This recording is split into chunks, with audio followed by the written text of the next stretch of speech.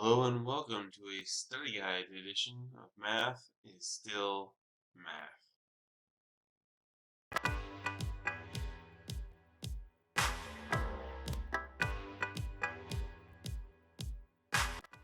Well, today we're going to be going through some common lessons, and more specifically, we're going to be going over the problems that y'all have requested, or at least the skills you requested. So let's get right into it. 7th graders picked this standard more than any other from their submissions on Nearpod, so let's just try and solve some problems. So Ishmael made a scaled copy of the following quadrilateral. He used a scale factor less than 1. Interesting. Okay, so right, I'm noticing this text right here.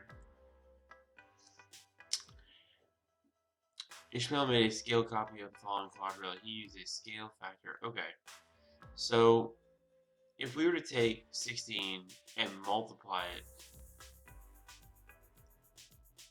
by something that's less than 1, that's going to make it smaller.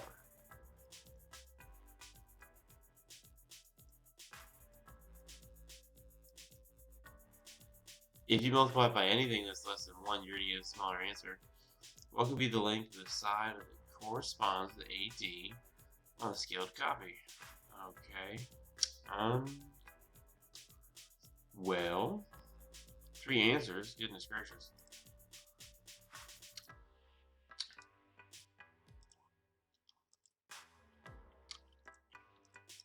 Okay, well, if you multiply it by 1/4, you could definitely get 4. I guess I just picked the 3 that are smaller, because, yeah. If you multiply it by a scale factor that's less than 1, I mean, you could get anything smaller than 16, so I'd say those 3. Yeah, okay. Christopher made a scaled copy of the following trapezoid. He used a scale factor greater than 1. Ooh. Okay, so if you're using a scale factor that's greater than 1, you're going to get something that's larger. What could be the length of the side that corresponds to B? Okay, where's BC? Here's B. Here's C. Okay, so how far is it? That's me a different color. From here, that'd be.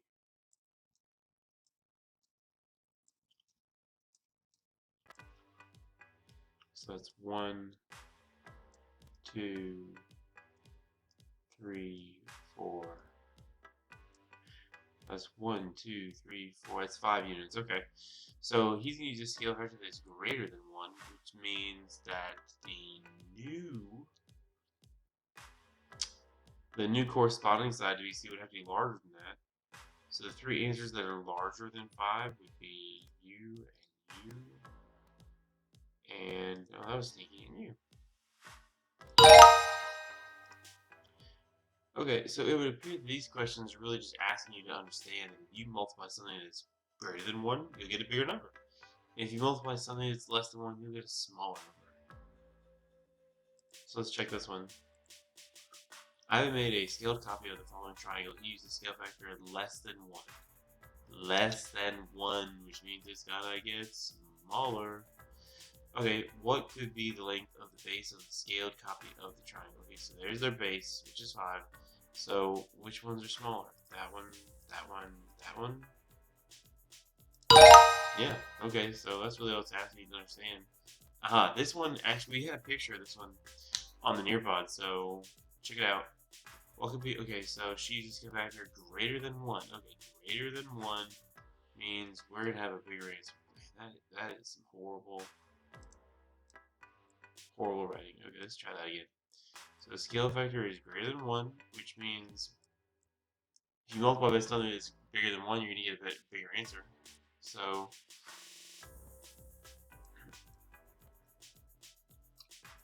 all I have to do is a little bit of counting.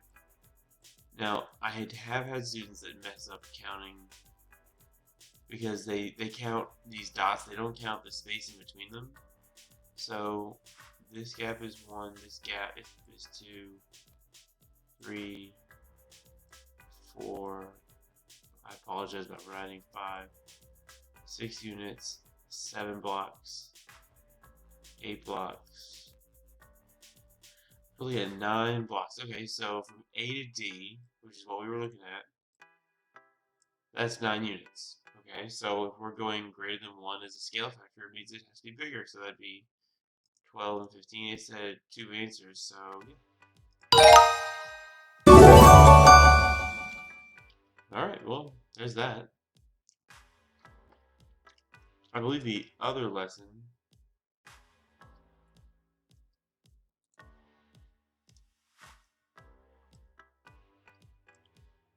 here's the other lesson I had a lot of requests for.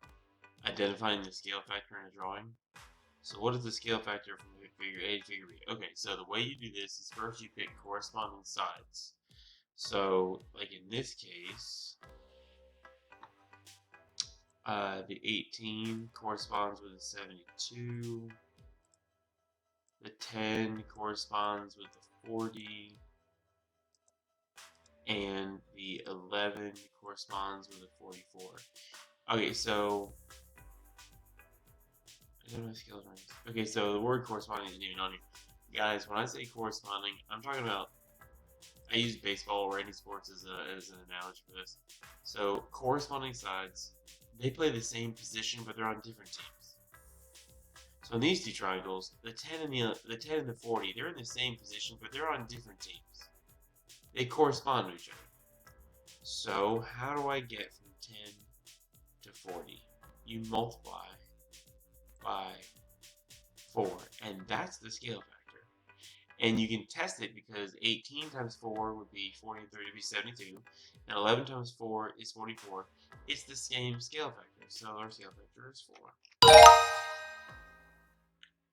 Yeah, I've seen this picture from the Nearpod. Okay, so really we just need to pick a corresponding side, like this one right here, because of these points. The side length here is 2 units. This side length from here to here, I gotta squint, my screen is kind of light.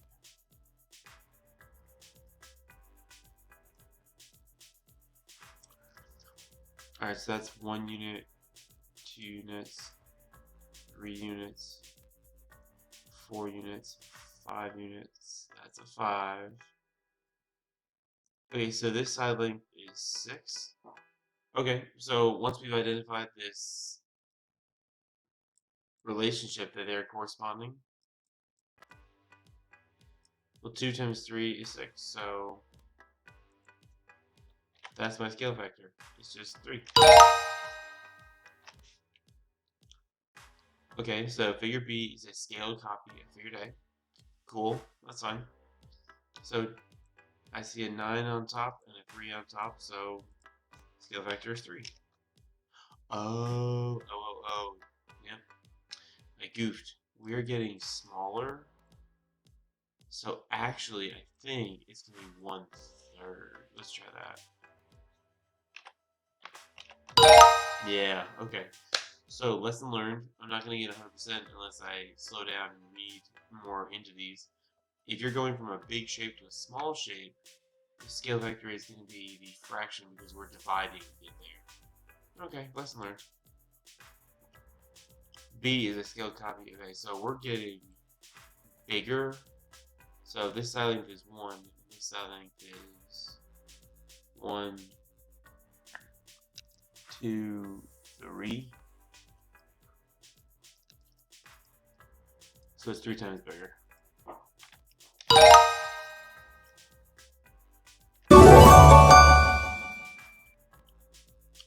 Grr.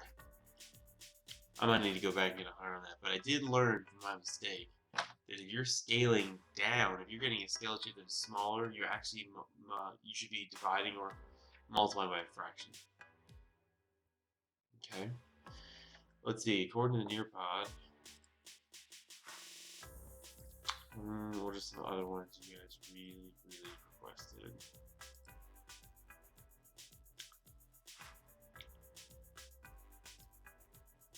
Interpreting scale factor, we did that. Identifying scale factor, did that. Practice scale copies. Aha. Yeah. So here is the other lesson you guys requested.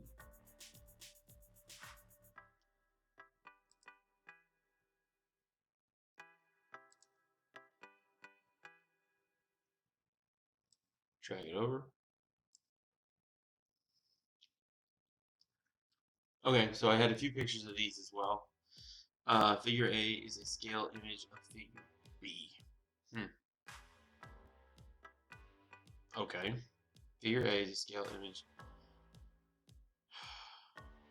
of B. Okay, so right away I notice that figure A is a scale image of figure B. So B, we're getting smaller. Figure A maps to figure B with a scale factor of 1.5. Okay, hang on.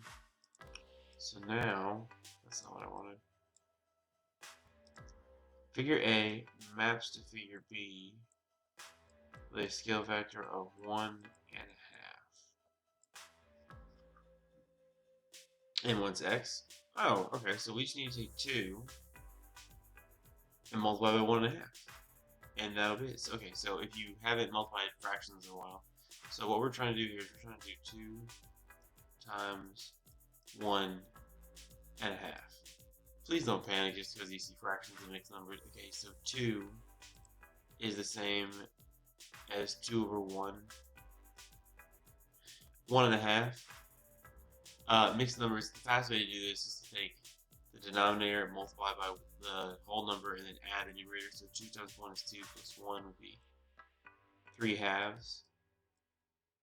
I'm going to unpack that in a minute. Top times top is 2 times 3, which would be 6.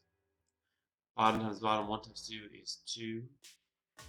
This is a division problem. 6 divided by 2 is 3. So my answer is going to be 3. But before I hit enter, let me unpack this whole idea here. So this guy would be, because this whole number would be 2 over 2. And this would be adding to the 1/2. So 2 over 2, which is the whole number, plus 1 over 2 would be 3 over 2. That's where that comes from. But there's this neat trick that always works. You take the denominator, multiply by the whole number, so 2 times 1 is 2, and you add the numerator. So 2 times 1 is 2, plus 1 would be 3 halves. But this mixed number is, as an improper fraction, would be 3 over 2. So top times top, bottom times bottom, simplify, so 3. Let's try this one. What is the value of x? There it is, right there. So it corresponds with the 60. So all we need to do is figure out what's the scale factor that gets these two to go together. Very nice, interesting. Okay, so to figure out the scale factor here, all we have to do is a little bit of division. So what we're going to do is we're going to do 24 divided by 20. And that's just to get this number. Like, what's the scale factor? So actually, this means use a calculator. Yeah, it makes me hide on my writing. I'll use my own calculator. There it is.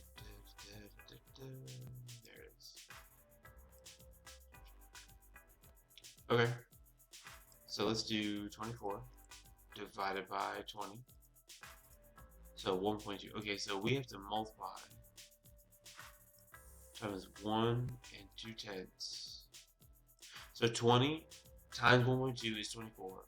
Therefore, 60 times 1.2 should give me x. So what is 60 times 1.2? Well, let's try 72. Hey, sweet. Okay. Figure A is a scalar drawing of image of figure B. True. Okay, fine. Figure A maps to figure B. So A maps to B. So we're getting, looks like smaller. The scale factor, yep, that's less than 1. Okay, so times 0.8. That is horrible, but it's there. Right, so solve for x. So all we have to do is take the 5 and multiply by 0.8. 5 times 0.8. So x would be 4. Go team.